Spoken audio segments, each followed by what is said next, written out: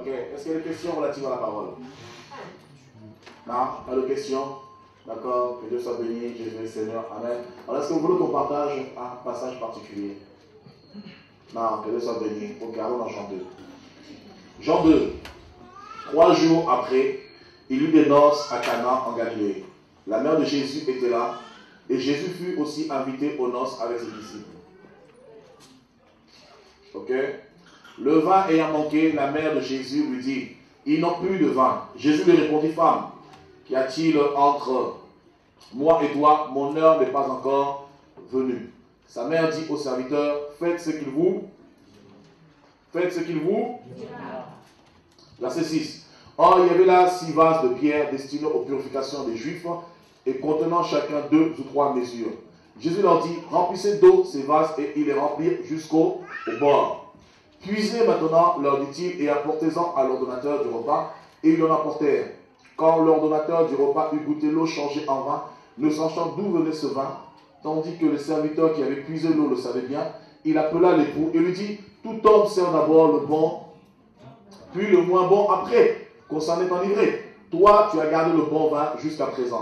Verset 11. Quel fut à Cana en Galilée le premier des miracles que fit Jésus. Il manifesta sa gloire et ses disciples crurent. Après cela, il descendit à Capernaum avec sa mère, ses frères et ses disciples, et il n'y demeura que peu de jours après jour. Il y avait des noces à Cana. Et on a vu la dernière fois, justement, que les noces symbolisent les projets qu'on peut entreprendre. C'était un couple qui organisait les noces, c'était un mariage qui s'effectuait. Et ce couple se mariait, comme beaucoup ont des projets. Vous voyez, beaucoup ont des projets, beaucoup désirent se marier, beaucoup désirent créer des entreprises. Et les noces symbolisent en fait tout ce que nous pouvons entreprendre. Vous voyez un peu. La Bible nous dit, dans Luc chapitre 14, merci mon frère, on peut le prendre rapidement. On va faire la lecture tous ensemble, pour que vous puissiez bien suivre.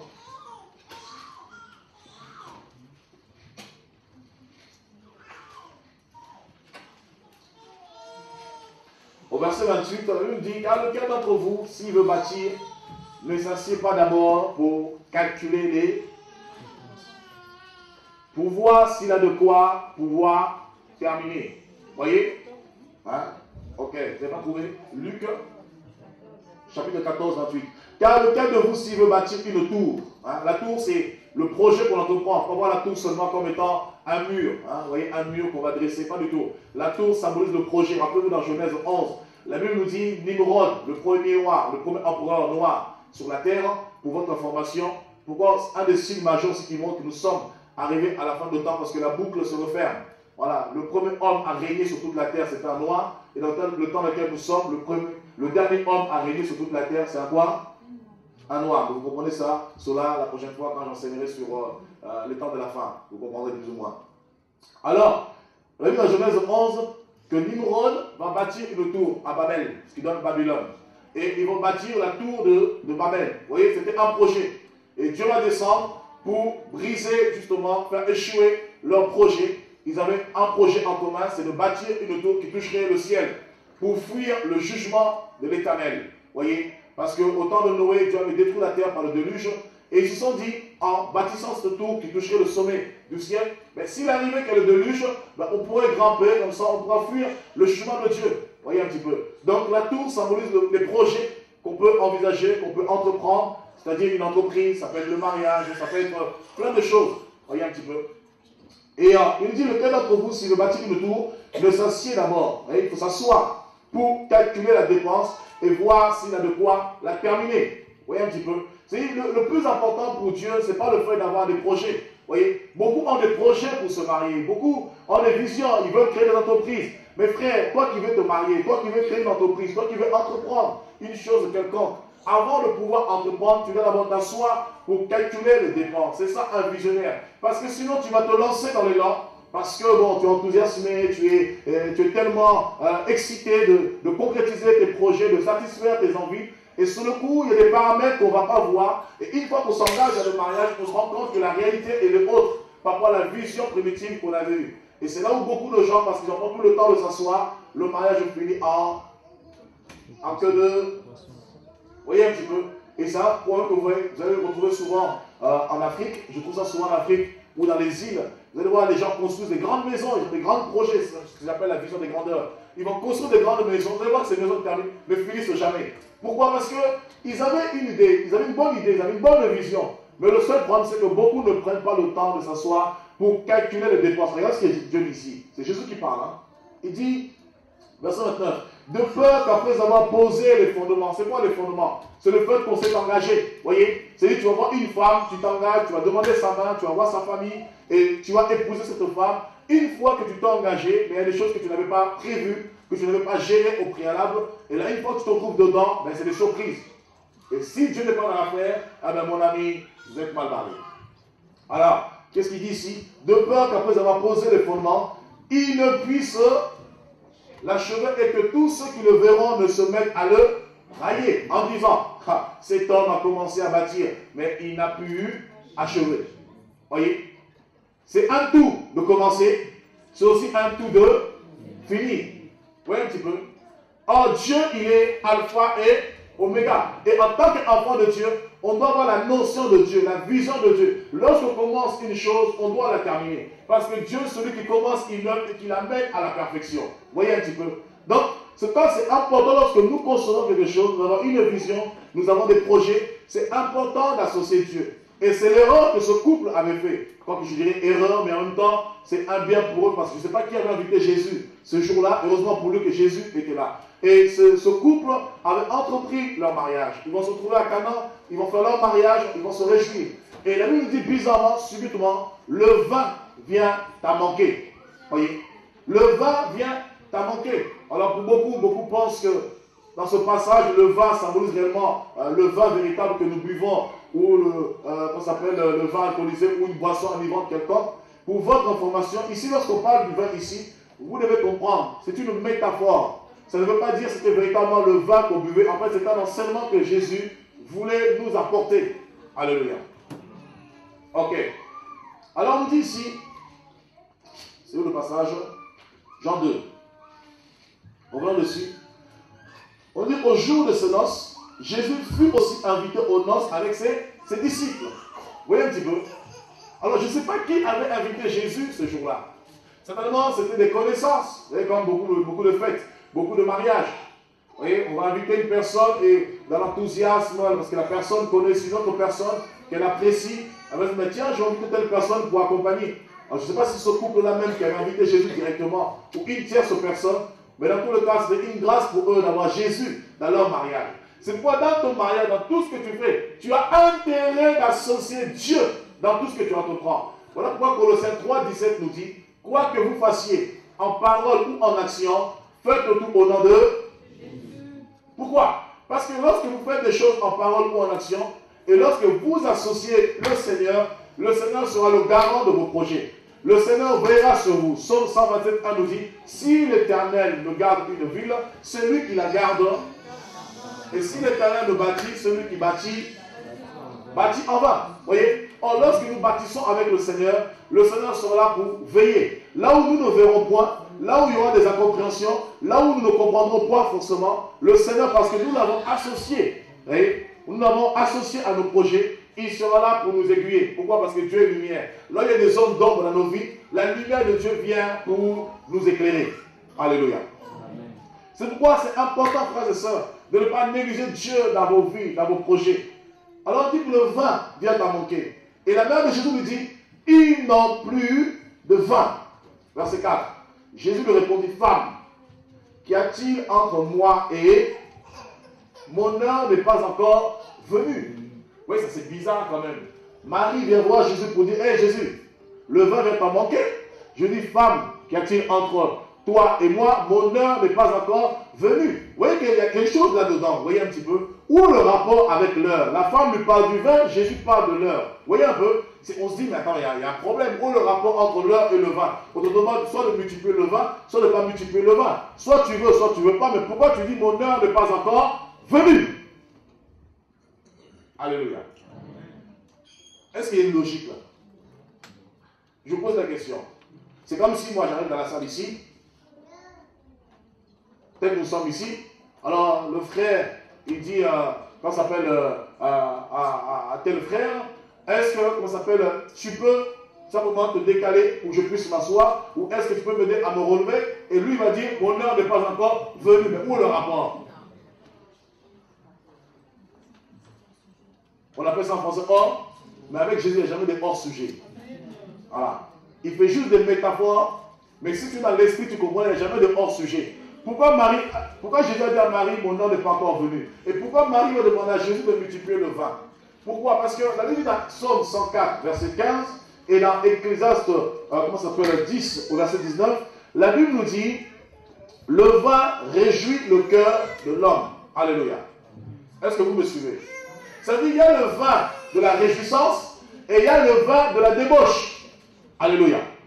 Écoutez, prends la Bible, Apocalypse. Prenez d'abord Ecclésiaste 10. Ecclésiaste chapitre 10. Vous suivez un peu, ça va? Je vais trop vite. Ecclésiaste chapitre 10, et puis le psaume, ou le psaume pour les uns.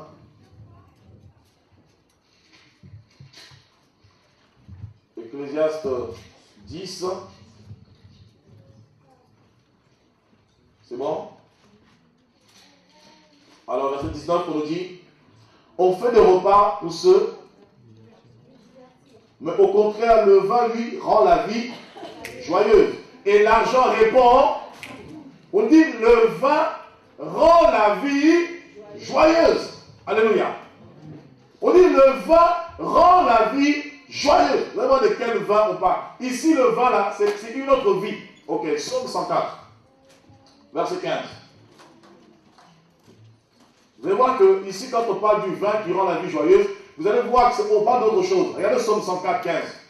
Il nous dit, le vin qui réjouit le cœur de,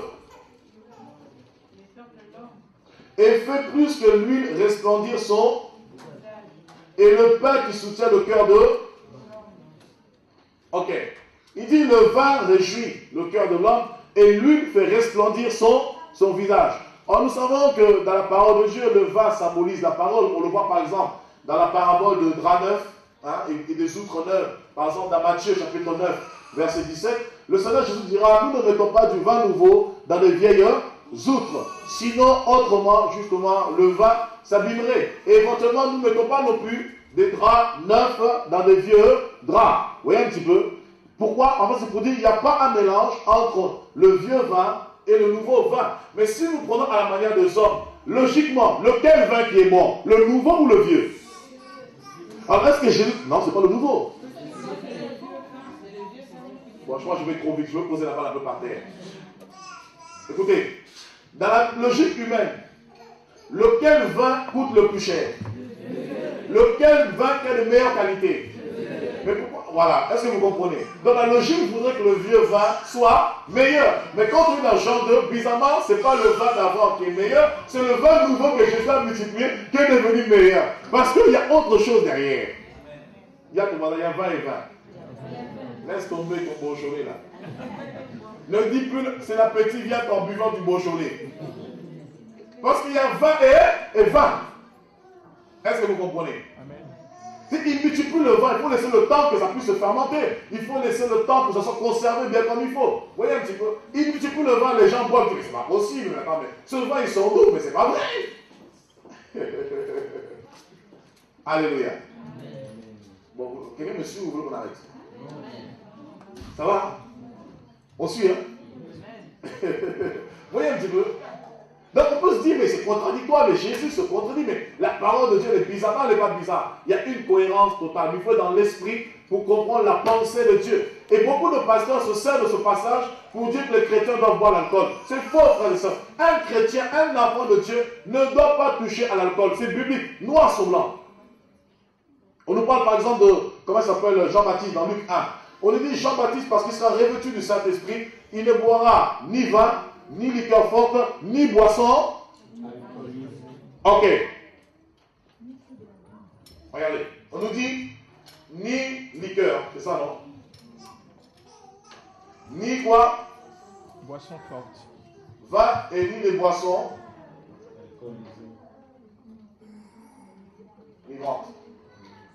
Ok. Les liqueurs, c'est quoi? Les liqueurs, c'est whisky, la Belle 5. Vous connaissez la liste. Voilà. Comment? Si on connaît un petit peu, frères et sœurs. Hein? On sort quand même du monde. Je ne sais pas que vous tombez directement du ciel. Là, je ne croirais pas, frères et sœurs. Oh, le trop des chrétiens. Ils sont trop spirituels. Alléluia. Est-ce que vous suivez? Voyez? Effectivement, bien sûr, comme dit la sœur, effectivement, les musulmans orthodoxes, c'est-à-dire littéralement, ceux qui sont vraiment enracinés dans la loi, ils ne touchent même pas l'alcool. C'est-à-dire même la bouteille, ils ne touchent même pas. Non seulement ils ne boivent pas, mais ils ne peuvent même pas se permettre de toucher une bouteille d'alcool, frères et sœurs. Oui, on a des problèmes de vrais chrétiens. Voyez? Et après on sort dehors, Jésus t'aime, Jésus, machin, etc. Mais quand on regarde nos vies, nos vies sont complètement, diamétralement opposées à la parole de Dieu. Et ça c'est très grave, frères et sœurs. Et il nous dit ensuite, après, tu ne prendras pas de vin. Voyez? Donc dans le vin ici, il y a tout ce que vous buvez, hein? Beaujolais, sangria, ou je ne sais pas qui, sanglier, il y a quoi d'autre encore? Mouscador, le marron. Amaroula, ben dire les noms. Amaroula. Et ensuite tout ça, souper, évitons la distraction, sont là. Et ensuite, les boissons enivrantes, c'est quoi toutes ces boissons? Vous avez le Kronenbourg, vous avez le 8-6, vous avez l'Amsterdam, vous avez la bière, vous avez le 1664. Tout ça, ce sont les boissons Le frère, il rigole. Qu'est-ce qu'il fait l'apôtre aujourd'hui? Il veut nous détruire ou quoi? Par la chose, je crois qu'il y a quand même 1% d'alcool dedans. Toutefois, frères et sœurs, écoutez, une parenthèse, on va poser la balle par terre. Moi, par exemple, je conduis les bus, vous voyez, je transporte les bus, et nous, dans la réglementation, il est interdit de boire même un verre d'alcool. On doit boire 0,0 g d'alcool dans le sang. Je dis la vérité. Ok. Maintenant, les hommes combattent l'alcool ou pas? Pas forcément l'ivresse. Au combat l'alcool. C'est quoi le taux autorisé dans le sang d'alcool? 0,08,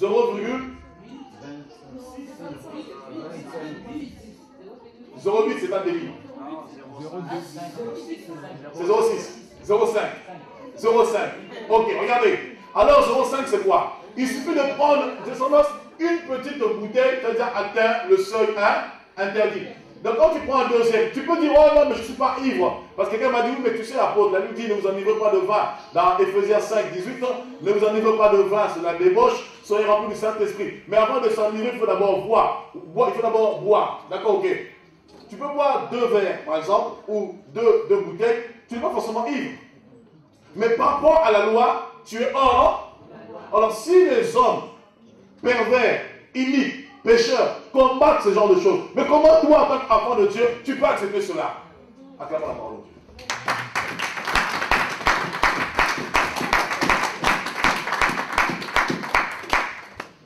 Est-ce que vous comprenez? Oui. Voyez un petit peu. Alors, il dit, pas de boisson enivrante, tout ça. Parce que c'est juste une parenthèse que je referme, parce que beaucoup de pasteurs se servent de ce passage, même beaucoup de chrétiens. Jésus a transformé l'eau en vin. Oui, mais quel est le vin dont on parle ici? Vous allez vous rendre compte. Voyez un petit peu. Il nous dit ici, le vin réjouit le cœur. Donc, vous avez ce qu'on appelle le vin de la réjouissance, le vin qui apporte la paix, le vin qui apporte la joie, et vous avez aussi le vin de la débauche. Apocalypse.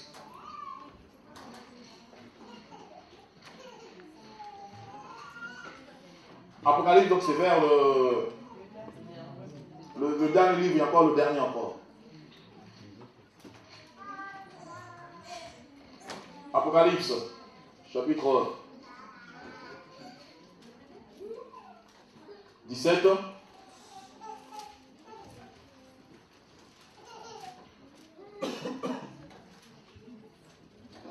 C'est bon, nous en sommes. Ça se trouve, vous allez me détester ce matin, mais ce n'est pas grave, je vous dis d'avance que je vous aime. Apocalypse 17, à partir du verset 1. Puis un de ces anges qui tenait les 7 coupes vint et il m'adressa la parole en disant, viens, je te montrerai le jugement de la grande prose qui est assise sur les grandes eaux. C'est avec elle que les rois de la terre se sont livrés à la débauche et c'est du vin de le vin de sa débauche, de son impudicité, que les habitants de la terre se sont. Vous voyez, donc il y a ce qu'on appelle le vin de la débauche. Donc le péché, le vin qui amène au péché, etc. Et le vin de l'esprit, comme dans Acte 2, les apôtres qui étaient ivres de l'esprit, qui étaient ivres de l'esprit du vin nouveau. Alléluia. Amen. Ok, donc dans Jean chapitre 2. On va continuer progressivement. Alors Marie vient pour dire, mais le vin vient en manquer. Alors Jésus dit à cette femme, qui était à la fois sa mère biologique, charnellement parlant, mais sur le plan spirituel, ce n'était pas sa mère, parce que le père de Jésus, c'était Dieu. Voilà, Marie et Joseph n'étaient que ses pères adoptifs. Et nullement, Jésus a reconnu Marie comme étant sa mère. Donc la doctrine qui consiste à dire que Marie est la mère de Dieu, c'est faux. Marie est la mère de Jésus-Christ, homme, charnellement, oui. Mais Marie être la mère de Dieu, c'est impossible, parce que qui a existé avant, Marie ou Dieu? Dieu. Voilà, donc un homme ne peut pas enfanter Dieu. C'est bon? Ok, revenons dans Jean 2. Le vin ayant manqué, la mère de Jésus lui dit, ils n'ont plus de vin. Jésus lui répondit, femme, qu'y a-t-il entre moi et toi? Mon heure n'est pas encore venue. Pourquoi Marie va dire ça? Parce que Marie va réaliser en tant que femme mature, bien sûr, ayant de l'expérience, et rappelez-vous, concernant l'histoire de Jésus, par rapport à tout ce qui s'est passé dans sa vie, la Bible dit que Marie, dans Luc 1, on le voit aussi, Marie va conserver en souvenir tout ce qui a été dit de Jésus-Christ. Alors dans la Bible. Luc chapitre 1, au verset 13 jusqu'au verset 15. Mais l'ange lui dit, n'aie pas peur Zacharie, car ta prière a été exaucée. Ta femme Élisabeth me donnera un fils, tu l'appelleras Jean. Il sera pour toi un sujet de joie et d'allégresse, et beaucoup se réjouiront de sa naissance. Car il sera grand devant le Seigneur, il ne boira ni vin, ni boisson alcoolisée, et il sera rempli de l'Esprit Saint dès le ventre de sa mère. Ok, voilà. On nous dit ici clairement, concernant Jean-Baptiste le prophète, on nous dit quoi au verset 15? Car l'enfant sera grand devant le Seigneur, il ne boira ni lit enivrante, et il sera rempli de l'Esprit Saint dès le sein de... Donc lorsque tu es rempli de l'Esprit Saint, est-ce que tu peux boire? On le dit dans Ephésiens chapitre 1 au verset 13, nous aussi, après avoir entendu l'évangile de notre salut, la parole de vérité, nous avons été scellés de qui? Du Saint-Esprit. Étant scellés du Saint-Esprit, on doit plus se prier pour être rempli du Saint-Esprit. Amen. Amen. Donc on ferme cette parenthèse dans Luc chapitre 2. Au verset 29. Luc chapitre 2 au verset 29. Si tout le monde a trouvé, on dit Amen et puis je fais la lecture. Luc chapitre 2 au verset 29. Maintenant, Seigneur, tu laisses ton serviteur s'en aller en paix selon ta.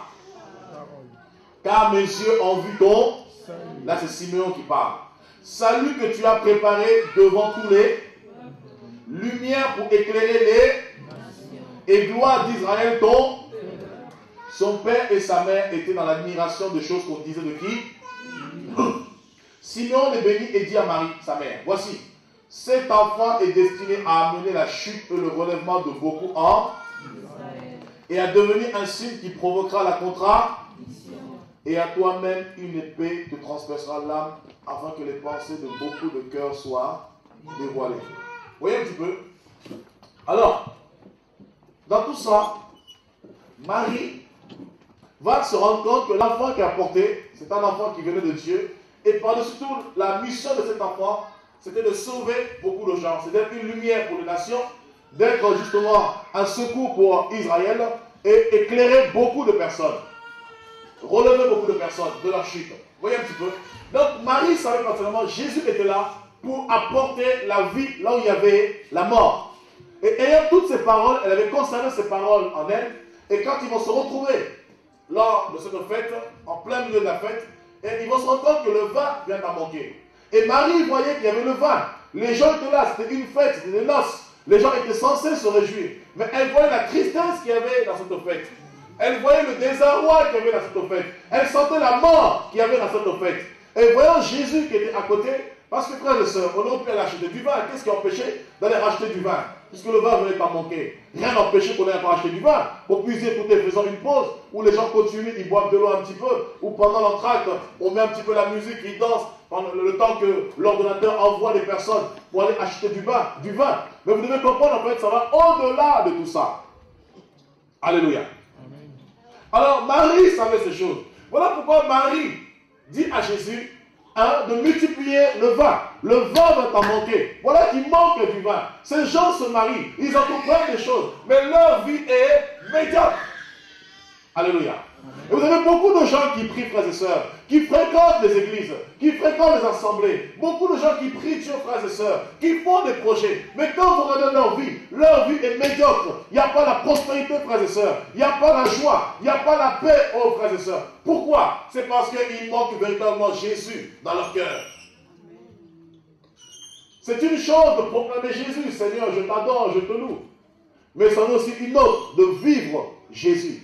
Voyez? Vivre Jésus, ce n'est pas parler de Jésus. Tu peux évangéliser, Jésus t'aime, etc. Sans forcément que ta vie soit conforme à la parole de Dieu. Vivre Jésus, c'est quoi? Lorsque les gens te regardent, entre ce que tu dis et ce que tu pratiques, il y a une cohérence, il y a une concordance, frères et sœurs. Automatiquement, c'est là où ta parole aura un effet. Et c'est là où ton témoignage deviendra puissant pour toucher le plus grand nombre de personnes. Même le plus grand bandit, quand il regardera ta vie, il sera touché. Amen. Parce que le changement sera réel. Mais entre dire, j'aime Jésus, parler de Jésus, et vivre le contraire, frères et sœurs, on ne peut pas s'épanouir, même soi-même, on ne peut pas avancer, on ne peut pas exceller, ce n'est pas possible. Parce qu'on se ment à soi-même. Et c'est par cela que je déduis, beaucoup d'entre nous, nous prions, en fait, quelque part, juste une manière pour nous apaiser la conscience. Alléluia. Amen. Alors que Dieu veut réellement apporter la vraie paix, le vrai bonheur, la vraie joie, frères et sœurs. Dieu veut te rendre prospère. Dieu veut que tu excelles. Mais ce que Dieu veut, c'est que ton cœur lui soit complètement voué, pleinement, frères et sœurs. Et c'est possible. Il y en a qui me disent, mais c'est difficile d'abandonner certaines choses. C'est difficile lorsque toi-même tu considères cela difficile. Parce que Jésus a dit dans Jean 11, 40, si tu crois, tu verras la gloire de Dieu. Car tout est possible à celui. Wow. Alléluia. Amen. Si tu ne changes pas, c'est parce que toi-même tu refuses l'action de Dieu dans ta vie, frères et sœurs. Qu'est-ce que la sœur est de plus que moi? N'est-elle pas humaine que moi? Est-elle plus homme que moi? Je ne crois pas. C'est pourquoi Jacques dira là, Jacques 5, Élie était un homme de la même nature que nous. Élie n'avait rien de plus. La seule différence, c'est qu'Élie a prié avec insistance, avec foi. Et en priant avec foi, il a pu arrêter la pluie sur Israël pendant 3 ans et demi. Et Jacques dit, Élie était un homme de la même nature que nous. Si je prie aujourd'hui, les choses ne se réalisent pas. Parce que j'ai la foi, je vais prier avec insistance, je vais continuer jusqu'à voir la chose se réaliser demain. Et si demain ça ne s'accomplit pas, je vais persévérer. Parce que la foi, c'est la persévérance. La foi, c'est une assurance. Même si je ne vois pas, je crois que mon Dieu est capable. Je persévère 3 jours, je persévère 4 jours, 5, 6, et il finira bien un jour. Amen. Par se lever, parce qu'il aura vu ma persévérance. Amen. Écoutez, souvent nous sommes dans Acte 5, nous disons qu'il y a eu un grand réveil en Israël, que Simon et Jean ont prié pour ce boiteux qui était devant le temple. Frères et sœurs, ne croyez pas qu'ils soient arrivés. Quand on lit la Bible, on a l'impression que c'est la magie. Il suffit de dire les choses sont fortes. Non, il faut la foi, frères et sœurs. Les actes qui accompagnent la foi. Simon va arriver devant le temple. Il dira à cet homme, je n'ai ni or, ni argent à te donner, mais ce que j'ai, je te le donne. Au nom de Jésus, lève-toi, marche. Est-ce que le gars il a bougé? Non. Il a levé. Lève-toi, marche. Le gars il ne bouge pas. Et là maintenant Dieu te regarde. Est-ce que tu vas continuer ou tu vas avoir peur de baisser les bras? Il prend la parole. Lève-toi, marche. Viens. Il vient, il écoute, j'en ai marre. Allez, lève-toi, marche au nom de Jésus. Amen. Et là, la personne marche, se met à courir, se met à chanter, se met à sauter. Et tout le monde dit, mais c'est pas possible, quelle gloire. Alléluia. Amen. Mais il faut avoir la foi. Tu arrives, tu commences la maladie. Au nom de Jésus, il ne bouge pas. Nous carré. Là, Dieu te regarde. Dieu permet les frères. Ésaïe 45 nous dit, Dieu permet la résistance. Il permet les combats, il permet les épreuves pour se glorifier dans nos vies. Mais il veut que nous puissions prendre part à son œuvre. Amen. Alléluia. Amen. Alors, Jésus dit, femme, mon heure n'est pas encore arrivée. Alléluia. Mon heure n'est pas encore venue. Ça ne dit pas littéralement. En fait, Marie faisait comprendre à Jésus, le temps est venu où quand tu as commencé ton ministère public, tu es venu pour sauver les âmes, tu es venu pour restaurer les âmes. Comme dans ce mariage, il y a la mort. Comme dans ce mariage, il n'y a pas la paix. Comme dans ce mariage, il n'y a pas la joie. Eh bien, tu es venu sur la terre pour relever les hommes. Maintenant, apporte la vie. Jésus lui dit, je ne suis pas encore mort. Alléluia. Amen. Il dit, mon heure n'est pas encore arrivée. Alléluia. Amen. Pourquoi il dit cela? Vous allez comprendre. Genèse 49. Gardons le Jean chapitre 2. Genèse 49.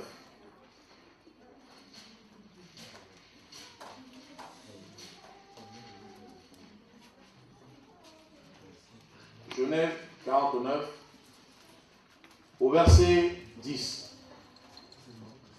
Le sceptre ne s'éloignera point de Juda, ni le bâton souverain d'entre ses, jusqu'à ce que vienne le, et que les peuples lui, il attache à la ville son, au meilleur sceptre le petit de son, verset toujours 11, il lave dans le vin son, et dans le sang des raisins son, et il a les yeux rouges de, et les dents blanches de, ok.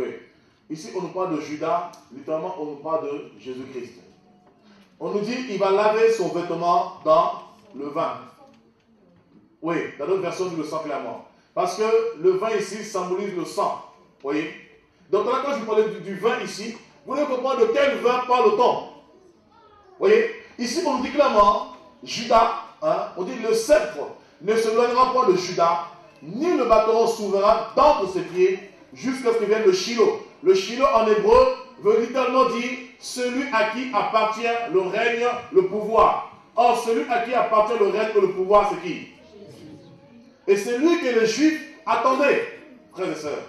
Alors, il nous dit que Judas, justement, il lave dans le vin son vêtement. C'est-à-dire son vêtement est mêlé au sang. Alléluia. Et dans le sang des raisins, donc le jus de raisin, le vin, littéralement, dans le sang de raisin, son manteau, il a les yeux rouges de vin. Et quand on va à Lévitique, chapitre 17, au verset 11, on nous dit, la vie de toute chair se trouve dans le sang. Voyez? Donc le vin ici symbolise le sang et littéralement la vie. Donc dans son mariage, lorsqu'on dit que le vin vient à manquer, avant littéralement, il y avait le mariage, il y avait la fête, mais il n'y avait pas la vie. Est-ce que vous comprenez?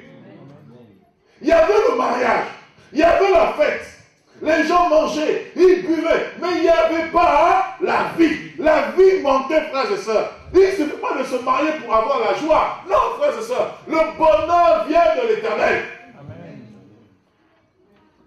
Écoutez, Proverbe 10, 22 nous dit, la bénédiction qui enrichit, c'est la bénédiction de...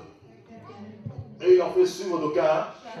Quand Dieu te bénit, il ne faut pas avoir le chagrin. Même s'il y a les persécutions, même s'il y a les combats, même s'il y a les épreuves, Dieu te donnera la joie, parce que la joie du Seigneur sera ta force. C'est quoi l'apôtre Paul dit, je me réjouis dans mes persécutions. Je me réjouis lorsque je suis combattu. Comment tu peux te réjouir quand tu es persécuté? Mais c'est parce que même dans tes combats, tant que Dieu est avec toi, dans tes combats, tu auras joie. Alléluia. Amen. Je veux te dire une chose.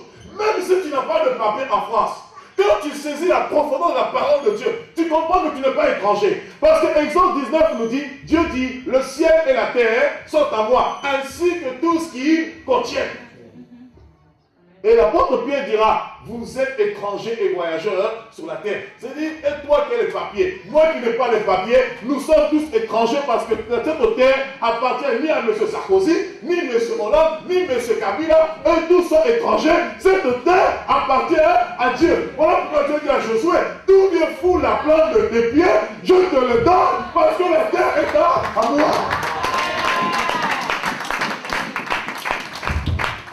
Quand tu as les stratégies de l'esprit, tu ne t'inquiètes plus. Même s'il y a une frère et soeur, même s'il y a des fourgons de Cérès qui bloquent la rue, toi tu viens, tu pries, tu dis Seigneur, je veux les bétonner dans les Jésus, tu parles. Écoutez, Élisée, quand l'armée syrienne est venue pour environner Élisée et Israël, Élisée dira à Galius, serviteur, il dit Seigneur, frappe, aveugle. Dieu va aveugler l'armée syrienne et ils ne vont rien. Hein? Si la personne est devant toi, mais ne te voit pas. Est-ce que vous comprenez? Même s'il n'a pas de papier, frères et sœurs, mais tu es en paix, tu as la joie, et tu vis même mieux qu'un Français lui-même. Ah, tu n'as pas compris.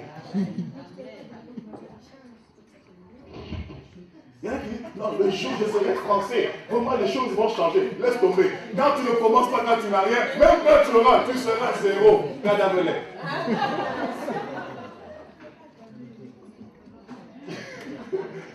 Moi, quand j'aurai les papiers, vous allez voir. Le jour où je serai français, vous allez voir. Les gens qui parlent comme ça, dis à ton voisin, ils n'ont rien. Un visionnaire, même quand il n'y a rien, tu amènes à l'existence les choses qui n'existent pas, comme si elles existaient. Tu n'as pas de papier, tu es là.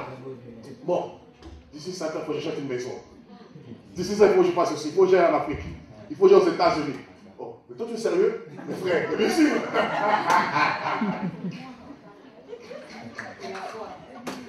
Dis-moi ça. La foi te peut faire des choses bizarres. Avec la foi, tu deviens bizarre. La foi ne te pousse pas à réfléchir comme tout le monde. Non. Tu dois faire les choses autrement, selon Dieu. Et quand tu comprends cela, tu marches en paix. Tu continues à prier, tu marches en paix. Tu manges, pour de la preuve, regarde. Toi, tu n'as pas de papier. Tu manges ou tu ne manges pas? Tu t'habilles ou tu ne t'habilles pas? Tu vis ou tu ne vis pas? Tu te promènes ou tu ne te promènes pas? Bien même. Tu as la santé ou tu n'as pas la santé? Et quand tu es là, tu marches, les gens même te... Regarde, ceux même qui ont les papiers viennent en prêter chez toi. Tu vas me dépanner 5 €.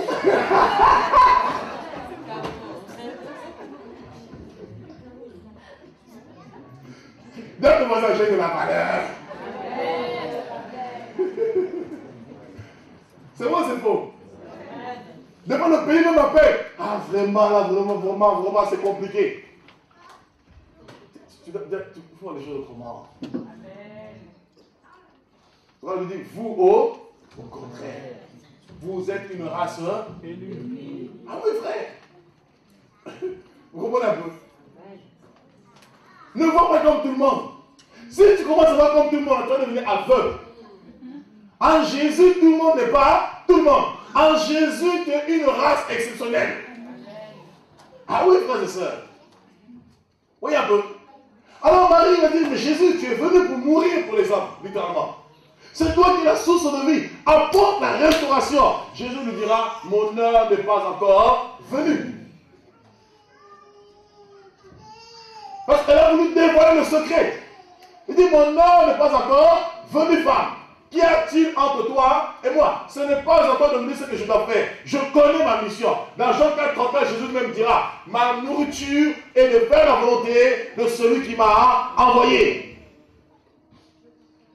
Je n'ai pas besoin, Marie, que tu me le dises. Voyez? Parce que Marie avait le fardeau de ce mariage. Elle voit ce mariage complètement gâté. Comment des hommes qui entreprennent de se marier, alors que le mariage c'est un bonheur. Elle dit que celui qui trouve une femme trouve le bonheur. Mais comment ça se fait dans ce bonheur? C'est la distraction. Dans ce bonheur, c'est le malheur. Dans ce bonheur, il n'y a pas l'épanouissement. Marie dit, mais Jésus, s'il te plaît, fais quelque chose, Jésus. Il dit, mon heure n'est pas encore venue. Mais comme malgré lui, il n'a pas le choix, c'était sa mission, qu'est-ce qu'il va faire? Il va multiplier quand même le vin. Alléluia. Amen. Vous savez quoi, frères et sœurs? Il y a un moment dans ta vie, même si tout va mal, même si tout est gâté, mais parce que tu réalises que Jésus est Seigneur, Jésus est Dieu, il finira par se lever dans ta vie. C'est pourquoi la Bible dit que quiconque invoquera le Seigneur sera. Il y a encore de l'espérance. Amen. Amen. Alors ici on nous dit, la vie de toute chair se trouve dans le sang. Et le sang, c'est le vin. Ce vin, frères et sœurs. Vous voyez un peu? Voilà pourquoi vous avez beaucoup de gens. Ils sont riches. Regardez bien. Frère, pour tourner un petit peu ici et là, j'ai côtoyé des hommes riches, des gens qui ont beaucoup d'argent, qui sont fortunés, qui ont des belles maisons, qui ont des belles femmes. Mais regardez comment les gens sont misérables. Regardez vous-même à la télévision. On vous présentait Brad Pitt et Angelina Jolie, tant d'autres. Le couple le plus glamour, le couple de l'année, le mariage du siècle. Toi, des fois, quand tu regardes, tu dis, ah, ma femme, je n'aime pas assez. Mais non! Tu vois le monsieur offrir à sa femme une bague de fiançailles, 500 millions de dollars. Et ensuite, la bague de mariage, on ne parle même pas. Et je ne sais pas combien de carats de diamants. Une bague de 1 milliard. Et là, quand tu dis, mais c'est pas possible, j'aime pas ma femme assez. Vous allez voir que 6 mois après, le couple glamour de l'année ne finit même pas l'année. 6 mois après seulement.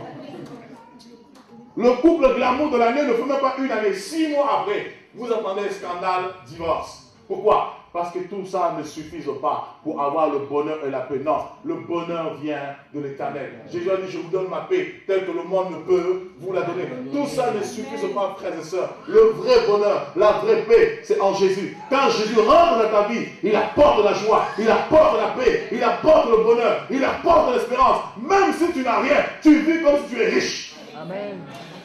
Une fois, je me réveille le matin, je regarde ma femme, je dis, ah non, c'est pas possible, je suis trop riche. Tu commences à délirer. Non, je ne délire pas, ce n'est pas un démon, rassure-toi, je suis riche. Je marche à la maison fier, je dis, ah, je suis riche, je sens la richesse, je sens la prospérité, je sens la richesse. Je lui dis la vérité, elle est là, je sens la richesse. Elle dit, mais tout va bien? Il n'y a rien dans le frigo. Je dis, je sens la richesse, je sens la prospérité. C'est quelque chose, hein? Elle dit, il n'y a rien à manger, il n'y a rien dans le frigo. Il dit, ça, c'est pas grave. Moi, je sens que je suis riche, je sens la prospérité. Tu sais, des fois, tu te réveilles comme ça, il n'y a rien dans les poches, mais tu sens. Ah, j'ai pas de mots pour dire qu'il faut vivre. Il faut vivre. Tu te réveilles, une assurance qui te prend. Tu es même fier. Tu peux me sauter dans la rue, tu vois une voiture rose passer, bon, mettez-vous sur le côté. Et puis tu es fier.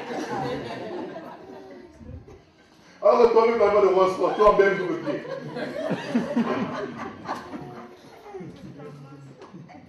Mais quand tu as l'assurance du Seigneur, tu minimises tout ça. Je dis la dernière fois, quand je parlais de l'amour, je vous disais, quelqu'un peut avoir la plus grande voiture au monde. Moi, j'ai ma 2 chevaux. C'est pas grave. Une chose sûre. Et toi, avec ta belle 15 000 chevaux, et moi, ma 2 chevaux, quand on sera sur l'autoroute, toi et moi, 130.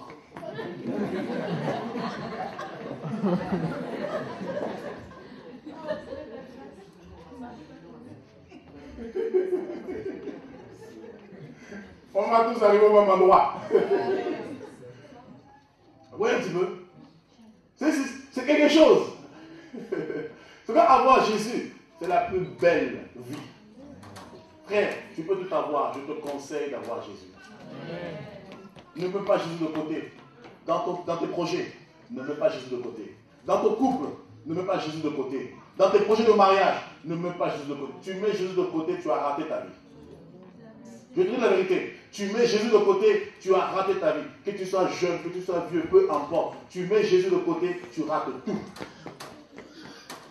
Je ne vous parle pas d'un Jésus qui est encore dans les bras d'une femme qui pleure, qui demande le lait. Marie, donne-moi le lait. Non. Je ne vous parle pas d'un Jésus qui est encore attaché dans un poteau qui crie, au secours, allez, sauvez-moi. Non. Je te parle de Jésus qui est mort, qui a vaincu la mort, qui est descendu des régions inférieures, qui a vaincu le Dieu Hadès, le Dieu de la mort. Il a vaincu le séjour de mort, il a libéré les captifs, il a été ressuscité le 3e jour et il donne la vie à quiconque croit en lui. Je te parle de ce Jésus qui est encore vivant, qui est le même hier, aujourd'hui et demain. Je te parle de ce Jésus qui n'a pas changé. Je te parle de ce Jésus qui guérit encore. Je te parle de ce Jésus qui délivre encore. Je te parle de ce Jésus qui restaure encore. Je te parle de ce Jésus qui console encore. C'est le Jésus qui est vivant au siècle de siècle. C'est de ce Jésus que je te parle. Amen. Alléluia. Il dit le vin vient à manquer. Voyez, retournons dans Jean 2. Oh Seigneur Jésus, ouvre nos yeux, que nous contemplons les merveilles de ta parole qui est merveilleuse, magnifique.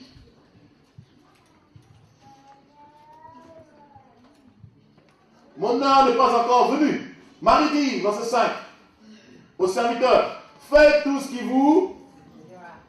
Marie avait compris dans ce mariage, Jésus pouvait apporter quelque chose de différent.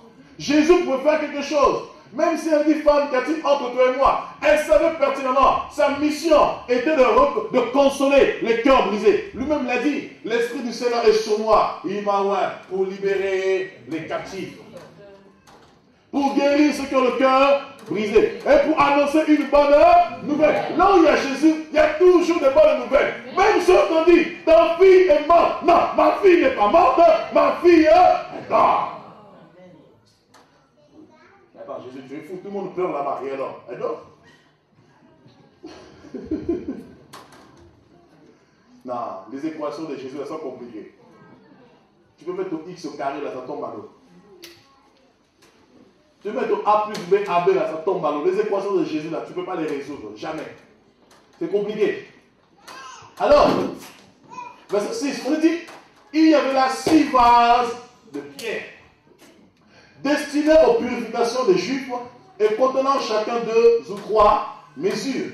Jésus leur dit, remplissez d'eau ces vases et il les remplit jusqu'au bord.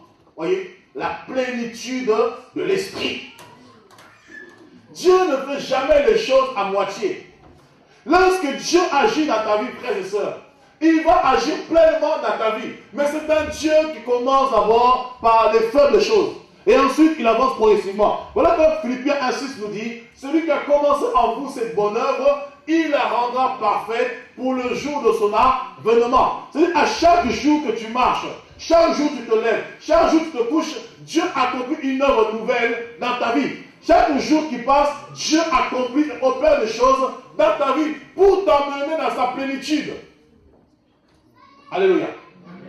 Lorsque Dieu commence une œuvre dans ta vie, il ne fait pas à moitié. Même si toi tu as l'impression que tu ne vois rien, même si tu ne saisis pas les choses, même si tu ne comprends pas, mais Dieu dans l'esprit, il est en train d'accomplir un travail que tu ne vois pas. Mais au temps marqué par Dieu, lorsque le travail va s'opérer, toi-même tu seras le premier étonné. Alléluia. Alors on dit qu'il y avait 6 vases. Alléluia. Et bizarrement, moi j'aime la parole de Dieu parce qu'il y a plus de précision, c'est jamais en vain. On dit qu'il y avait 6 vases. Et ces 6 vases, c'était 6 vases. On dit qu'il y avait 6 vases. Et ces vases étaient en pierre. Faux, faux. Alléluia. On dit qu'il y avait 6 vases. Pourquoi il y avait 6 vases, frères et sœurs? Oui, mon frère Martin, pourquoi il y avait 6 vases? Oui, frère Lévi, excuse-moi. Pourquoi il y avait 6 vases? Tu ne sais pas. Pourquoi il y avait 6 vases, ma sœur Sarah? Oh, tu peux le dire, pas de problème. Le chiffre de l'homme, ok, effectivement. On dit qu'il y avait 6 vases. Vous savez, avec la parole de Dieu, il n'y a jamais. C'est le hasard. On dit qu'il y avait 6 vases. Voyez? Pourquoi 6? Parce que 6, bien sûr, sur le chiffre de l'homme, nous savons tous que Dieu créa l'homme le 6e jour. Alléluia. Et le 6e jour, c'est le chiffre rattaché à l'homme. C'est le chiffre qui identifie l'homme. Voilà pourquoi même au niveau de l'Église, nous sommes dans le 6e âge de Dieu. Et ensuite, nous rentrons dans le 7e âge, qui est l'âge du repos, l'âge du millénium. Alléluia. Alors dans Apocalypse 13, on va regarder quelque chose.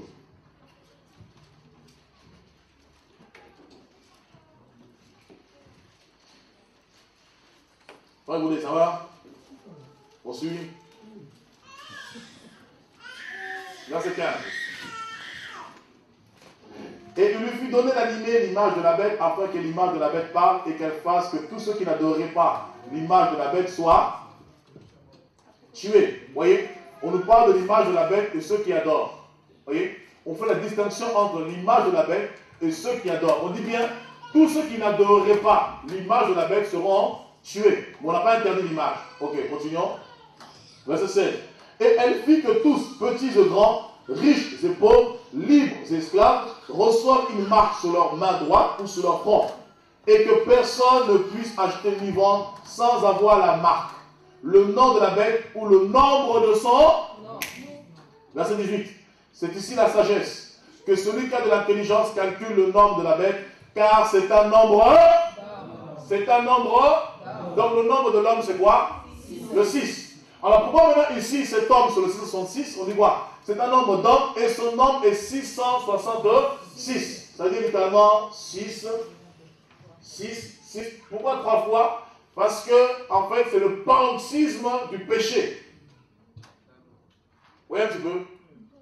Voilà. Comme Dieu et le chiffre 3 représente la perfection de Dieu, comme le chiffre 7, la résurrection, la plénitude de Dieu. Le chiffre 3, c'est la plénitude de Dieu. Le 7, la perfection. Ici, c'est pareil, c'est la plénitude du péché. Voilà. Parce que le péché va être représenté, symbolisé par cette bête, qu'on voit dans l'Apocalypse 13. L'image de la bête. Voyez? Donc, le chiffre 6, c'est le chiffre de l'homme. Alléluia. Et voilà pourquoi Dieu, Jésus aussi, est venu justement pour libérer l'homme, pour affranchir l'homme dans l'âge de l'Église, du 6e jour, pour libérer l'homme de son péché, pour affranchir l'homme, pour rebâtir l'homme nouveau qu'il avait créé le 6e jour. Alléluia. Et on dit qu'il y avait 6 vases. Voyez? C'est-à-dire que c'était le chiffre de l'homme, le jour de l'homme, et on dit qu'il y avait 6 vases. Ces vases représentent qui? Les personnes que nous sommes, les croyants. Alors on a 2 Timothée 2, 19 à 20. Néanmoins, le solide fondement posé par Dieu subsiste. Avec ces paroles qui lui servent de sceau, le Seigneur connaît ceux qu'il y a. Et quiconque prononce le nom du Seigneur, qui s'éloigne de l'inique, dans une grande maison, il n'y a pas seulement des vases d'or et d'argent, mais il y en a aussi de bois et de terre. Les uns sont des vases et les uns sont un vase. Si donc quelqu'un se conserve pur en s'abstenant de ces choses, il sera un vase. Ok, on va encore aller plus loin. Jérémie.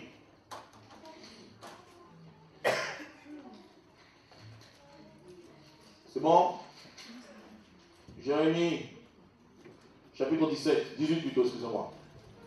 La parole fut adressée à Jérémie de la part de l'Éternel en ces mots. Lève-toi et descends dans la maison du potier.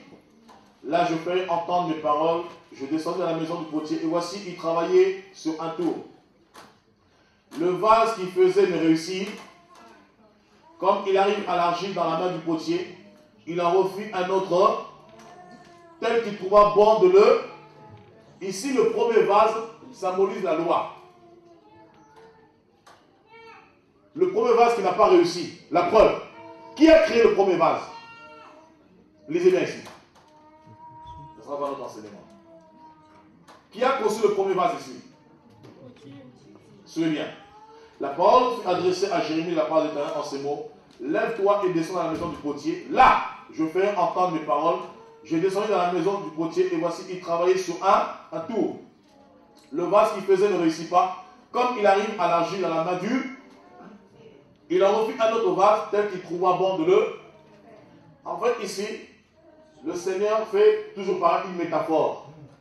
Il symbolise le potier par sa personne, lui-même étant le divin potier. Et le premier vase symbolise les enfants d'Israël. Voyez? C'est comme nous sommes la seconde maison. Le premier vase symbolise les enfants d'Israël et le premier vase symbolise la loi. La loi qui n'a pas pu amener les gens à la perfection, qui a échoué. Voilà pourquoi le premier vase était brisé. Voyez un petit peu. Il a fallu que Dieu refasse le second vase. Et c'est nous qui sommes le second vase. Est-ce que vous comprenez un peu? Vous me suivez? Donc les vases ici symbolisent les personnes que nous sommes. Et on nous dit ici, dans Jean 2, Jésus va prendre 6 vases. Et les 6 vases étaient en quoi? En pierre. Voyez? Pourquoi en pierre? Parce que ça symbolisait le cœur de l'homme, l'homme pécheur. Est-ce que vous me suivez? On nous dit les 6 vases étaient en pierre. Pourquoi? Parce que les 6 vases symbolisent les personnes que nous sommes. Nous sommes des vases.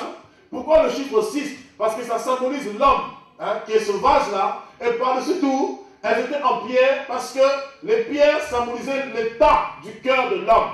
C'est-à-dire l'homme qui a un cœur de pierre, il est insensible à la voix de Dieu. L'homme qui a un cœur de pierre, il ne peut pas jouir de la présence de Dieu. L'homme qui a un cœur de pierre, il ne peut pas s'épanouir. Pour que tu puisses t'épanouir, il faut que Jésus fasse son entrée dans ta vie. Est-ce que vous me suivez? La chose commence à devenir un peu compliquée. Je ne vais pas encore rentrer les termes de grec, etc. parce que sinon, on ne va pas s'en sortir. Alléluia. On nous dit qu'il y avait 6 vases de pierre. Voyez? Ces vases représentent les personnes que nous sommes. Voilà pourquoi Ésaïe 52 dira, purifiez-vous, vous qui portez les vases de l'Éternel. Vous voyez un petit peu? C'est nous qui sommes les vases de l'Éternel. Et Paul confirme cela dans 2 Timothée 2, 20 là-bas. Il dit, celui qui se conserve pur sera un vase utile. Celui qui se sanctifie, celui qui se conserve pur sera un vase utile entre les mains de l'Éternel. Sauf que malheureusement ici, on nous dit, il y avait 6 vases de pierre qui étaient là justement pour la purification des Juifs. Écoutez frères et sœurs, mais où est le rapport encore entre le mariage là-bas et 6 vases de pierre pour la purification alors que nous sommes dans un mariage? Mais écoutez frères et sœurs, comprenez le symbolisme. Qu'est-ce que les vases de purification font ici? Les vases de purification, on les mettait devant le temple. Quand les Juifs allaient prier, ils faisaient ce qu'on appelle des ablutions. Ils se lavaient les mains, ils se lavaient les pieds, comme les musulmans font encore aujourd'hui. Ils se lavent les yeux pour tout ce qu'ils ont pu voir de mauvais. Ils se lavent les oreilles pour tout ce qu'ils ont pu entendre de mauvais. Ils se rincent la bouche pour tout ce qu'ils ont pu dire de mauvais. Mais qu'est-ce que ces 6 vases ont fait dans le mariage? Maintenant, c'est une métaphore, c'est un symbole, c'est tout un enseignement. Voilà pourquoi lorsqu'on ne comprend pas l'esprit, on va dire Jésus a multiplié le vin pour boire l'alcool. Mais non! Viens ton voisin, révélation. Est-ce que vous me suivez? Amen.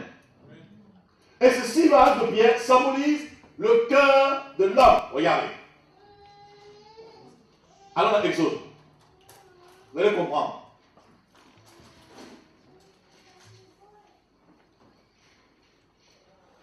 Exode 31, verset 18. Vous suivez ou pas? Ça va? Rassurez-vous, d'ici 15 minutes, on va manger, il n'y a pas de problème.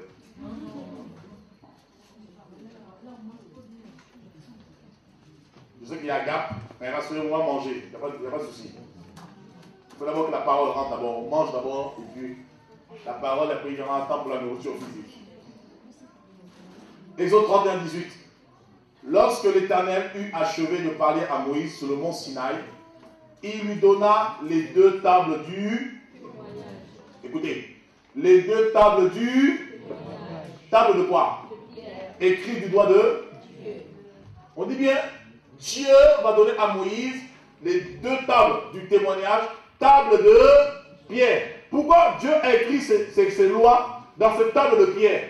Parce que cette table de pierre symbolisait l'état de l'homme. L'homme avait un cœur de pierre, un cœur insensible. Voilà pourquoi ce peuple ne pouvait pas satisfaire les exigences de Dieu. Ce peuple ne pouvait pas satisfaire la parole de Dieu. À chaque fois, ils étaient insoumis. Voyez? C'est pourquoi Dieu a parlé de la nouvelle naissance. Dans Ézéchiel 22, il dira maintenant, je ôterai de vous les cœurs de pierre pour mettre à la place un cœur de chair, afin que vous puissiez pratiquer sa parole.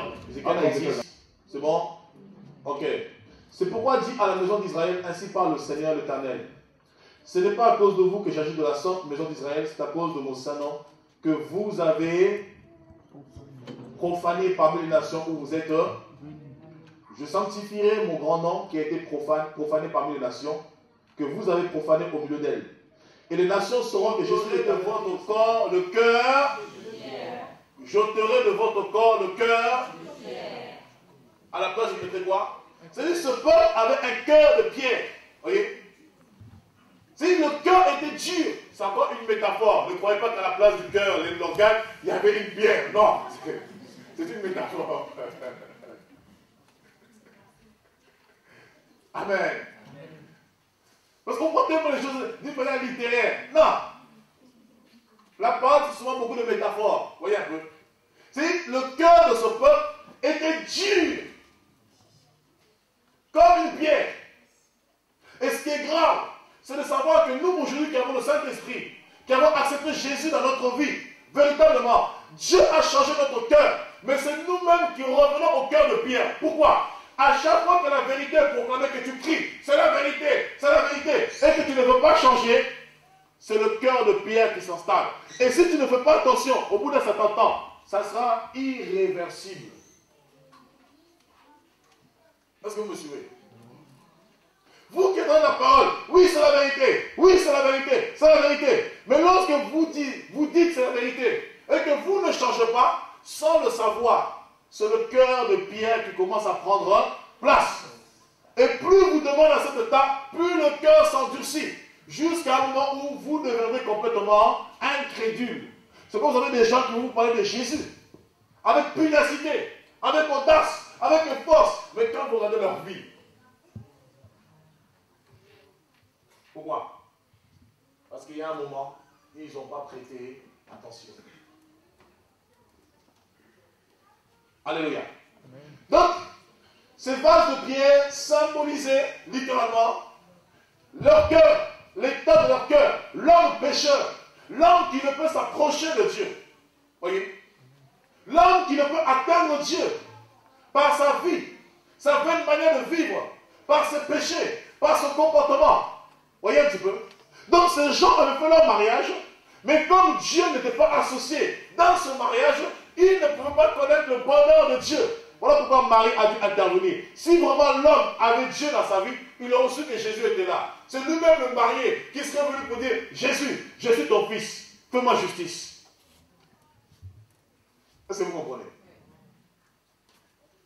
Alors il prend ces vases, il leur dit, écoutez, maintenant je change de régime. Je suis venu pour changer de régime. Celui qui était malheureux, celui qui était misérable, celui qui était pauvre, je suis venu pour l'emmener dans autre chose. Voyez, qu'est-ce qui va se passer? Ils étaient dans un bord, Jésus leur sort de leur bord, le bord où ils étaient complètement enfoncés, le bord de la dépression, le bord des problèmes, pour l'emmener jusqu'à un autre bord. Regardez. Il dit quoi ici? Revenons dans Jean 2. Verset 6. Oh, il y avait 6 vases de pierre destinés aux purifications de Juifs et contenant chacun 2 ou 3 mesures. Vous suivez? Jésus leur dit, remplissez d'eau ces vases. Et ils les remplirent jusqu'au bord. Est-ce que dans ces vases, avant, il y avait du vin? Il y avait quoi dedans? De l'eau. La même eau qui était dedans, la même eau que Jésus a changé. Pour dire simplement maintenant, il y a un changement de régime. Alléluia. Maintenant que Jésus a fait son entrée dans votre vie de couple, dans votre mariage, maintenant que Jésus a fait son entrée chez vous, il y aura maintenant un changement de régime. Les choses vont changer. Il dit, remplissez d'eau ce vase. On dit, il servait pour la purification des Juifs. Voyez, ce qui veut dire en grec littéralement, katharismos, qui veut littéralement dire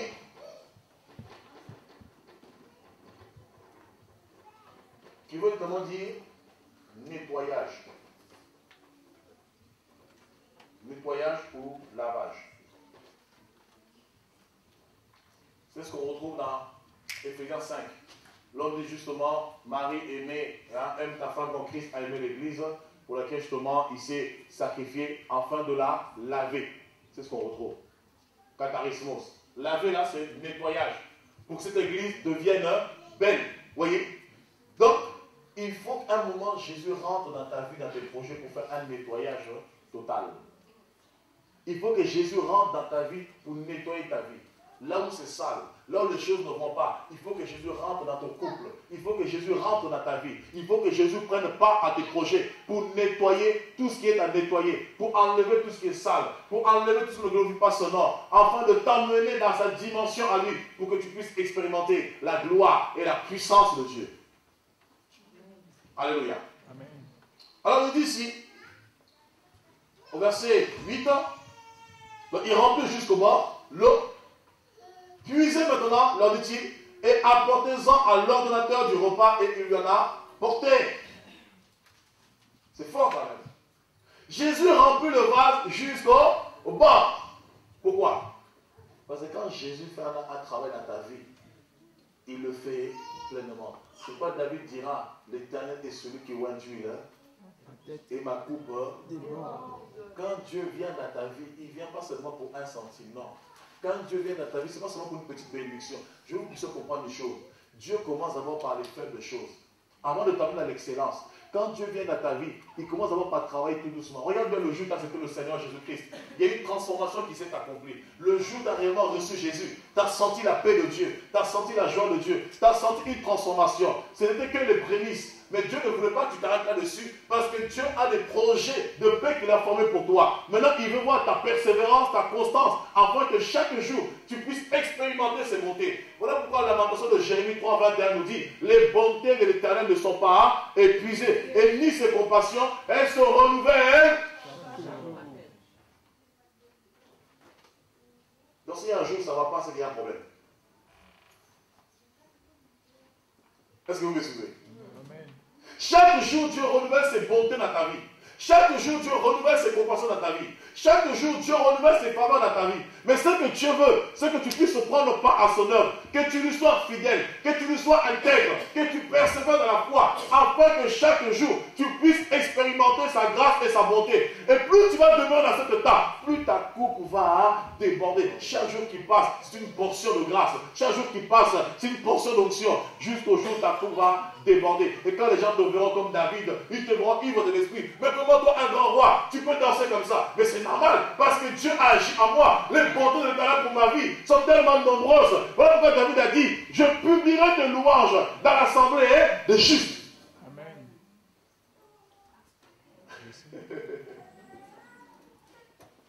Est-ce que vous me suivez? Amen.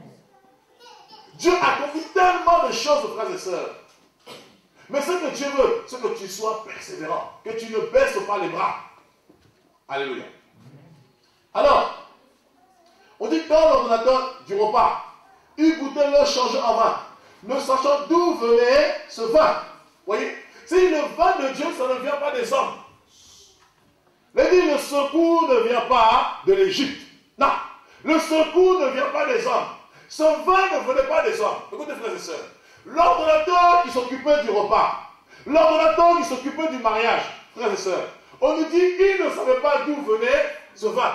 Et les gens qui étaient là ne savaient pas d'où venait ce vin. Il y a le vin des hommes et le vin de Dieu. Il y a des choses que tu peux hériter des hommes. Il y a des choses que tu peux recevoir des hommes. Mais il y a des choses que tu peux recevoir de Dieu. Écoutez, une parenthèse. La Bible nous dit que Joseph était le fils préféré de son père. Son père avait cousu une tunique de plusieurs couleurs qui le distinguait de ses frères. Mais à cause de la tunique de son père, ses frères l'ont pris en adversion. À cause de la tunique de son père, ses frères ont voulu le tuer. Une fois que ses frères ont enlevé sa tunique, ramené au père pour montrer qu'il était mort. La Bible dit que Joseph va se retrouver en Égypte. Mais arrivé en Égypte, Joseph a reçu une autre tunique. La tunique qui venait de Dieu, l'élévation. La tunique qui venait de Dieu, la gloire. La tunique qui venait de Dieu, la grâce. La tunique qui venait de Dieu, l'abondance. Ça veut dire quoi? L'héritage que tu reçois de tes pères, ça peut t'emmener à la mort. Mais l'héritage que tu reçois de Dieu,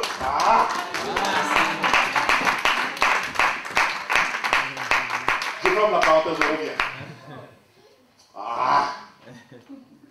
Écoutez, l'ordonnateur ne savait pas d'où venait ce vin. Il dit, mais c'est pas possible. Le vin, il sort d'où? On était là, on a vidé les casiers, on a tout pris, on a tout bu, Amsterdam, tout, mais il n'y a plus rien. C'est pas possible. Il y a témoignage, c'est possible. Mais non, mais d'accord, il y avait des bouteilles de Beaujolais, tout ça, les labels 5, mais ils sont passés où? Oui, mais t'inquiète, frères et sœurs, je vous dis une chose. Quand Jésus vient agir dans ta vie, il n'a pas besoin de la main d'un homme. Il n'a pas besoin du secours d'un homme. Pas du tout. Oui, un peu. C'est quand Daniel verra la pierre qui se détache sans le secours d'aucune main. Cette pierre se détache, elle vient briser la statue de Nebuchadnezzar. Cette statue symbolise le manque de vin. La statue symbolise les problèmes que tu as. La statue symbolise les soucis. La statue symbolise l'oppression. La statue symbolise la cigarette qui te tient. La statue symbolise la maladie qui te tient. La statue symbolise la stérilité qui te tient. La statue symbolise le manque de papier. La statue symbolise la famine en toi. La statue ça symbolise la souffrance en toi. Mais je veux te dire une chose. Il y a une pierre qui va se lever dans ta vie. Il y a une pierre qui va se détacher sans le secours d'aucune âme. Il y a une pierre qui va se détacher parce que Dieu fait justice à ses ennemis qui crient à lui jour et nuit. Parce que Dieu a entendu des cris. Parce que lorsque le malheureux crie, l'Éternel entend. Il est délivré de toutes ces... C'est quoi j'aime? Oh, frères et sœurs, Psaume 34, 20. Le malheur atteint souvent le juste. Mais ce n'est pas fini. Mais il y a encore un. Nous allons avoir un séminaire sur le mai. Ah. Le malheur atteint souvent. Dieu vous voit mais. Ah. Frère, le malheur peut t'atteindre. Les soucis peuvent t'atteindre.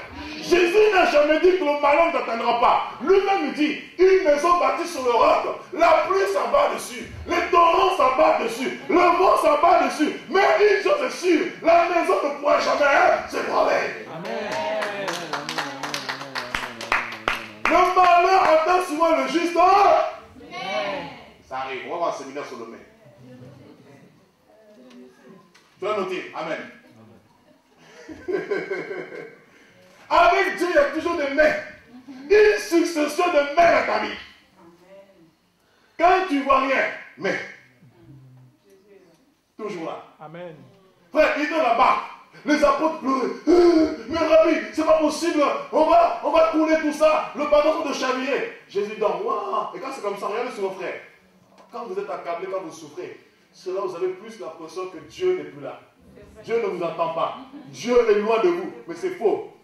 Il le fait exprès. Plus tu souffres, c'est là où Dieu lui-même, il s'approprie l'onction du ronflement. Il dort. Ouah, ouah, ouah, ouah.